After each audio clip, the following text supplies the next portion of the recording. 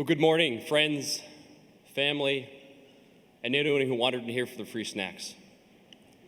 Today's a celebration, a day of caps, gowns, and enthusiastic handshakes. But more than that, it's a tribute to the improbable journeys that brought us here, each as unique as the cobblestone streets of Beacon Hill.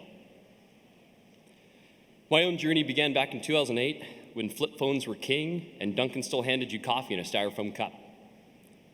17 years later, I'm standing here, diploma finally in sight. Some might call that timeline a marathon. I like to think of it really as a scenic route. After 13 years in the Marine Corps, stepping into the classroom sometimes felt as foreign as stepping onto the yellow footprints at boot camp. I remember walking to one of my first SBS classes and realizing I was older than the professor, and maybe even the projector. But what could have been awkward became inspiring. Because at Suffolk, your story matters. And it doesn't matter where you started.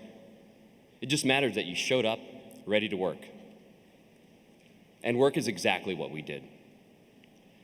Now, outside the classroom, I'd come home sometimes after 10-hour days at school, and I'd find four of my biggest supporters. My dog Finnegan was wagging his tail like he was trying to redecorate the living room. My kids Malachi and Maddox, always supporting me by asking me how my day went.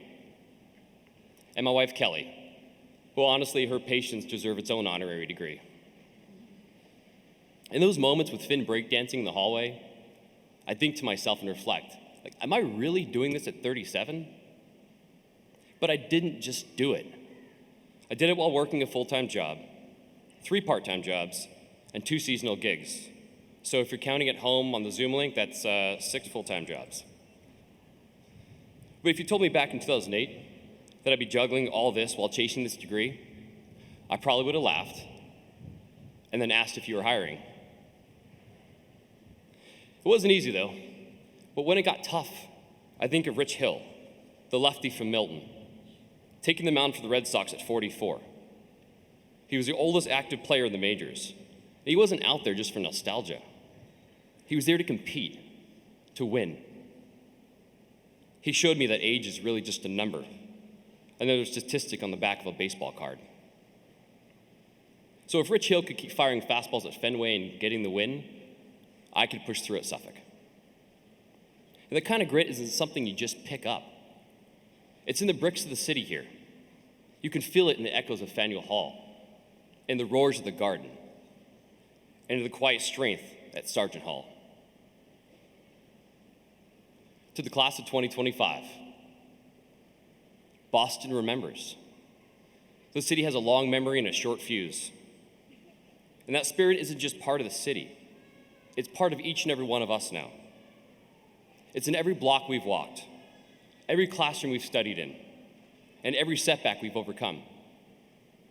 And right now, I can see it in every single graduate sitting here today. We learned business at Suffolk, sure. But most importantly, we learned how to build something. We learned how to grind, how to push through, and how to get back up when things didn't go our way. It was the professors like Jorge Riveras, Allison Hockey, and Regina O'Neill who drove you just hard enough to realize you did have more in the tank, even though you didn't want to give it. Suffolk University stands in the heart of Boston as a testament to the relentless pursuit of progress. This place is where the walls hold stories of those who pushed back against the odds and demanded better. Like Harry Hom Dow, class of 1929, who was the first Chinese American to practice law in Massachusetts. He walked these halls long before we did, fighting for civil rights, what is neither easy nor popular. Suffolk has always been a place where voices rise up. Debate is expected here. The Ford Hall Forum brought us legends like Martin Luther King Jr. and Malcolm X to speak on its stage. And it wasn't just to talk. It was to push, to challenge boundaries, and to challenge the views of society that we were willing to confront at the time. And those voices echoed through the city, reverberating and sending ripples of change across this entire country. And now, it's our turn.